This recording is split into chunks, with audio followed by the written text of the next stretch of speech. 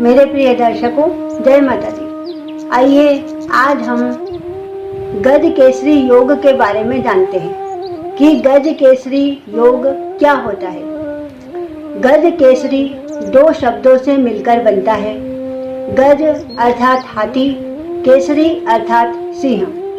गज का प्रतिनिधित्व चंद्रदेव करते हैं और सिंह का प्रतिनिधित्व गुरुदेव करते हैं। चंद्रदेव मन है, मन की चंचलता और भावुकता है।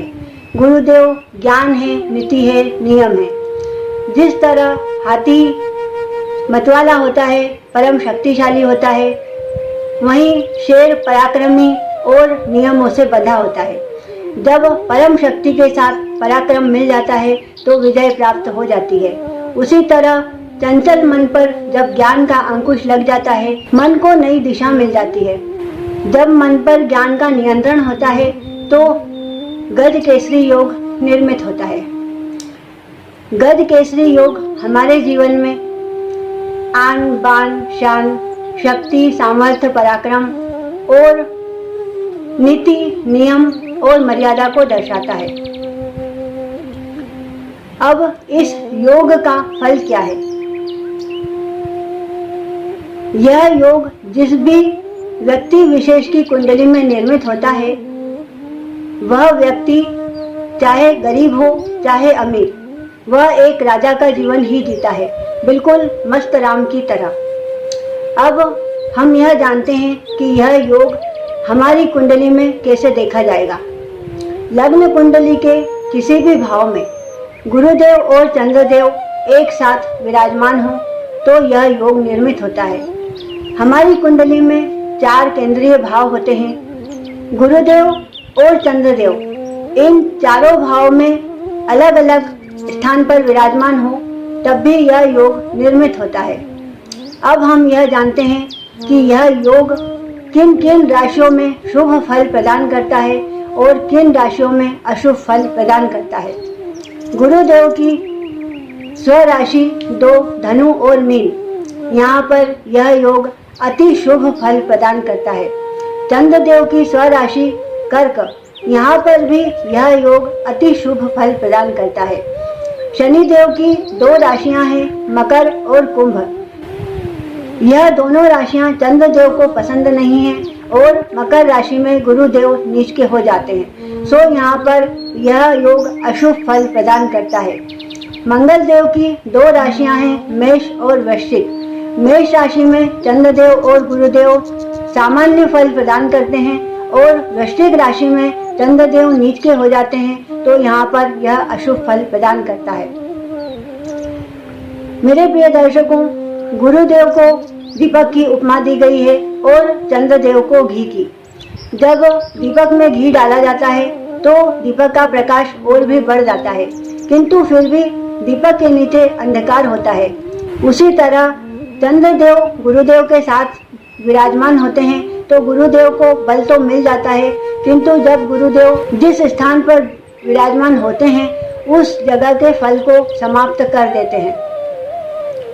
अब हम यह जानते हैं कि यह योग हमारी कुंडली के 12 भाव में कितना सकारात्मक फल प्रदान करेगा और कितना नकारात्मक फल प्रदान करेगा। तो आइए जानते हैं। पहले भाव में सकारात्मक फल।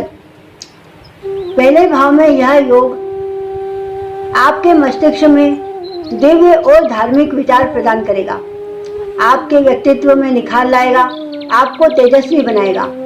आप अच्छे समाज सुधारक बन सकते हैं। आप परिवार, समाज और देश के नेता या राजा भी बन सकते हैं। अब यहाँ पर नकारात्मक क्या होगा? यह योग आपके अंदर विश्वास की कमी देगा। आप स्वयं अपनी योग्यता को नहीं पहचान पाएंगे। आपको दूसरे लोग आपकी योग्यता बताएंगे और फिर आप कमाल करेंगे। दूसरे भाव में क्या सकारात्मक फल होगा? दूसरे भाव में यह योग आपकी वाणी को दिव्य बनाएगा। आप कथावाचक, प्रवचनकर्ता और भजन गायक बन सकते हैं। यह योग आपके कुटुंब में भी धार्मिक वातावरण बनाए रखेगा। आपके परिवार में भी सभी संस्कार से परिपूर्ण होंगे। यह योग आपके यहाँ धन धान्य और संपदा का भी भरपूर लाभ देगा। यहाँ पर यह नकारात्मक क्या देगा? दूसरे भाव में यह योग आपको चिंताओं से पीड़ित करेगा। आपके सभी काम होते रहेंगे, फिर भी कार्य होने से पूर्व आपको अत्यंत चिंता रहेगी। तो आप चिंतित मत होइए, आपके सभी काम निर्विघ्न पूरे हो जाएंगे। तीसरे भाव में यह क्या सकारात्मक देगा? तीसरे भाव में यह योग आपको पराक्रमी बनाएगा। आपका पराक्रम धर्म के प्रति ज़्यादा होगा। जहाँ भी कथा, सत्संग, भजन आदि आप देखेंगे और सेवा करने पहुँच जाएंगे। आप धर्म कार्यों में रुचि लेंगे। आपके घर के सीधे हाथ के पड़ोसी भी बड़े ही धार्मिक और भगवत भजन सत्संग में भाग लेने वाले होंगे। वह भी आपके सहयोगी होंगे। यह योग आपके छोटे भाई बहनों को भी समृद्धिवान, गुणवान और पराक्रमी बनाएगा। अब यहाँ पर नकारात्मक क्या होगा? यह योग आपके और आपके छोटे भाई बहनों के साथ जीवन की दौड़ में आपको पीछे रख देगा। जैसे कि उनकी नौकरी लग गई या उनका विवाह पहले हो गया, तो कोई बात नहीं, आप चिंतित मत होइए। छोटे भाई बहन हैं, आपका भी काम बाद में तो होना ही है। चौथे भाव में यह क्या सकारात्मक देगा? चौथे भाव में यह योग आपको आपकी माता का सुख प्रदान करेगा। आपकी माता सामान्य होंगी, किंतु धार्मिक और भजन कीर्तन सत्संग में रुचि लेने वाली होंगी और वह बड़े ही निर्मल स्वभाव की होंगी। आपके पास भूमि, भवन, वाहन सबका सुख होगा। आप सुकून की नींद सोएंगे, आपका मन शांत रहेगा। अब यहाँ पर नकारात्मक क्या होगा? आपको सब सुख होने के बाद भी घर से बाहर रहना होगा। आपकी सर्विस ही ऐसी होगी कि आपको यात्राओं पर ज़्यादातर जाना पड़ेगा। यदि आप घर में रहते हैं तो आपको बीमार होकर ही यह योग रखेगा या फिर आपके पैरों में तकलीफ बनी रहेगी। तो आप यहाँ पर यह सोचिए कि अच्छा है स्वस्थ होकर बाहर घूमें, बीमार होने से अच्छा है। पांचवें भाव में यह क्या सकारात्मक फल देगा? पांचवें भाव में यह योग आपको विद्या का सुख प्रदान करेगा। आप बहुत अच्छी विद्या अध्ययन करेंगे, आपका पढ़ने में मन लगेगा, आप अच्छे विद्यालय में अपनी विद्या पूर्ण करेंगे, आप अच्छे नंबरों से पास होंगे तो आपकी प्रशंसा भी होगी। आप कई प्रतियोगिता में भाग लेंगे और सफल होंगे। यह योग आपको संतान का भी सुख प्रदान करेगा। आपकी संतान दिव्य, गुणी और प्रतिभावान होगी। आपकी संतान बहुत अच्छे अच्छे कार्य करेगी। यह योग आपको प्रेम संबंध में भी सफल करेगा। यहाँ पर आपका जीवन साथी ही आपका विशेष प्रेमी होगा।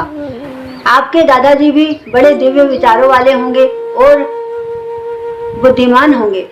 अब यहाँ पर नकारात्मक क्या मिलेगा? आपके नेत्रों की रोशनी कम हो सकती है, आपके नेत्रों में विकार आ सकता है। जैसे जैसे आयु बढ़ेगी आपके नेत्रों की रोशनी कम होती जाएगी और बुजुर्ग अवस्था आने तक संभव है आपकी नेत्रों की रोशनी जा भी सकती है। तो आप इस बात का ध्यान रखिए। मोबाइल कम चलाइए, टीवी कम देखिए, कम उजाले में कोई भी पुस्तक मत पढ़िए और समय समय पर डॉक्टर को अपनी आंखें चेक कराते रहिए। अब छठे भाव में यह योग क्या नकारात्मक देगा? छठे भाव में यह योग आपके ऊपर ऋण बढ़ा देगा। आपको ऋण का टेंशन बना रहेगा क्योंकि ऋण बढ़ेगा, चढ़ेगा, फिर उतरेगा, फिर चढ़ेगा। इस तरह आपके घर में बीमारियों की भी समस्या बनी रहेगी। एक बीमार हुआ, स्वस्थ हुआ, फिर दूसरा बीमार पड़ गया। इस तरह आप बीमारियों से घिरे रहेंगे। यहाँ पर आपके शत्रु भी बढ़ जाएंगे। आप कई व्यर्थ के विवाद करेंगे जिससे आपके शत्रु बढ़ जाएंगे। आपके मामा मौसी से भी आपका विवाद बना रहेगा, उनसे भी आपका मन मुटाव होता रहेगा। यहाँ पर आपको चोरी का भी भय बना रहेगा। आपके यहाँ छोटी से छोटी या बड़ी से बड़ी चोरी भी हो सकती है। अब यहाँ पर सकारात्मक क्या मिलेगा? सकारात्मक सबसे अच्छी बात यह है कि आप अपने शत्रु से सदा विजय प्राप्त करेंगे। आप परेशान हो सकते हैं लेकिन परास्त नहीं हो सकते। आपके शत्रु सदा आपसे परास्त रहेंगे। अब यह योग सातवें भाव में क्या सकारात्मक देगा? सातवें भाव में यह योग आपको जीवन साथी का सुख प्रदान करेगा। आपका जीवन साथी दिव्य विचारों वाला, प्रबंधक और आपका सहयोगी होगा। यहाँ पर आप यदि व्यापारी हैं तो आपका व्यापार सहयोगी भी आपका पूरा सहयोग करेगा। आपका व्यापार सहयोगी भी इतने अच्छे काम करेगा कि जो संभव है आप न कर सके। यहाँ पर यह योग आपको मान सम्मान भी दिलवाएगा। आपकी नानी का भी आपको विशेष प्यार मिलेगा। अब यहाँ पर नकारात्मक क्या होगा? यह योग आपका मोटापा बढ़ा देगा। सो आप अपने खान पान का ध्यान रखिए। जहाँ आप 4 बार खाते हैं वहाँ पर आप थोड़ा 2 बार खाइए। अपने भोजन पर कंट्रोल रखिए। 8वें भाव में यह क्या नकारात्मक देगा? 8वें भाव में यह योग आपको पूरी आयु में कष्ट प्रदान करेगा। आपको मृत्यु का भय बना रहेगा। आपकी कई दुर्घटनाएं हो सकती हैं। आपकी पैतृक संपत्ति के विवादों में आप उलझ सकते हैं। आपको पैतृक संपत्ति से वंचित भी रहना पड़ सकता है। यहाँ पर आप अपनी आयु से भयभीत रह सकते हैं। अब यहाँ पर आपको सकारात्मक क्या मिलेगा? आपको यहाँ पर सकारात्मक, आप बहुत बड़े साधक बन सकते हैं। आप प्रकांड पंडित बन सकते हैं। कोई सिद्धि प्राप्त कर सकते हैं। संभव है आप इतने कष्टों से जब जूझेंगे तो आपका मन वैराग्य की तरफ जाएगा और आप बहुत बड़े साधक बन सकते हैं। 9वें भाव में यह क्या सकारात्मक देगा? 9वें भाव में यह योग आपको आपके पिता का सहयोग देगा। आपके पिता भी धर्म कार्यों में रुचि लेने वाले होंगे। आप भी धार्मिक होंगे। आप कई बड़े मंदिर बनवा सकते हैं। मंदिर बनवाने के निर्माण कार्य में आप रुचि ले सकते हैं। यह योग आपको भजन, सत्संग, कीर्तन आदि में भी आपका मन लगाएगा। अब यहाँ पर आपको नकारात्मक क्या मिलेगा? कभी कभी आपका भाग्य आपका साथ नहीं देगा। सो आप भगवान के प्रति नास्तिक हो सकते हैं। सो आप भगवान के प्रति अपनी आस्था बनाए रखिए और अपने कष्टों से दुखी मत होइए। 10वें भाव में यह योग क्या सकारात्मक देगा? 10वें भाव में यह योग आपको आपके कार्य क्षेत्र में सफलता देगा। आप यदि ऑफिसर हैं तो आपकी और प्रमोशन होंगे। आपको उच्च पदों की प्राप्ति होगी। यदि आप कर्मचारी हैं तो भी आपको उच्च पद की प्राप्ति हो सकती है। आपको अपने ऑफिसरों से और अपने नीचे से कर्मचारियों से सदा मान सम्मान मिलता रहेगा, प्यार मिलता रहेगा। आप बड़े से बड़े अधिकारी बन सकते हैं, पुलिस ऑफिसर बन सकते हैं, राजनेता बन सकते हैं, आप बड़े कलेक्टर बन सकते हैं, यहाँ तक कि आप प्रधानमंत्री के पद पर भी पहुँच सकते हैं। अब यहाँ पर आपको नकारात्मक क्या मिलेगा? आप बहुत अच्छा काम करते हैं किंतु आपको आलस्य बहुत आता है। आपका मन काम करने में नहीं लगता है। सो आप अपनी आलस्य की इस आदत को छोड़िए। आप जितना पा रहे हैं, आप यदि अपने आलस्य को छोड़ देंगे तो आपको उससे और दुगना लाभ प्राप्त हो सकता है। 11वें भाव में यह योग क्या सकारात्मक देगा? यहाँ पर आपको सभी प्रकार के लाभ मिलेंगे। आपके पास बहुत बड़ा घर होगा। एक घर की जगह आपके पास 4 घर हो सकते हैं। आपके पास कई वाहन होंगे। आपके पास धन संपत्ति होगी, जायदाद होगी। आपके घर में नौकर चाकर होंगे। आपको बड़े भाई बहनों का सुख प्राप्त होगा। आपके बड़े भाई बहन भी समृद्धिवान होंगे। आपके घर के उल्टे हाथ के पड़ोसी भी समृद्धिवान होंगे। वह भी धर्म कार्यों में रुचि लेने वाले और आपके सहयोगी होंगे। अब आपको यहाँ पर नकारात्मक क्या मिलेगा? आपके ऊपर बहुत सारी जिम्मेदारियां आ सकती हैं। सो आप अपनी जिम्मेदारियों से मत घबराइए और ईमानदारी से उन्हें पूरा करते रहिए, क्योंकि जिम्मेदारी भी उसी व्यक्ति को मिलती है जो उसके काबिल होता है। 12वें भाव में यह योग क्या नकारात्मक देगा? 12वें भाव में यह योग आपको यात्राओं में कष्ट देगा। आप जब भी यात्राओं में जाएंगे आपको कोई न कोई संकट का सामना अवश्य करना पड़ेगा। सो आप अपनी यात्राओं में ध्यान रखिए। यहाँ पर आपके घर के रसोई घर में भी आपका मन नहीं लगेगा। आप भोजन बनाने जाएंगे, आपको क्रोध चढ़ेगा। आप अपने घर के बेडरूम में भी सुकून से सो नहीं पाएंगे, अंदर बाहर आते जाते रहेंगे। बहुत ही मुश्किलों के बाद आपको नींद आएगी। यहाँ पर आपके दादी और नाना से भी आपका मनमुटाव हो सकता है, उनके साथ भी आपका लड़ाई झगड़ा बढ़ सकता है। अब यहाँ पर आपको सकारात्मक क्या मिलेगा? यहाँ पर यह योग आपको विदेश में लाभ देगा। आप यदि विदेश में रहते हैं तो आप भारत में आकर लाभ पा सकते हैं। यदि आप भारत के वासी हैं और विदेश जाना चाहते हैं तो आपको विदेश में अवश्य लाभ मिलेगा। यह 12 भाव का नकारात्मक और सकारात्मक फल।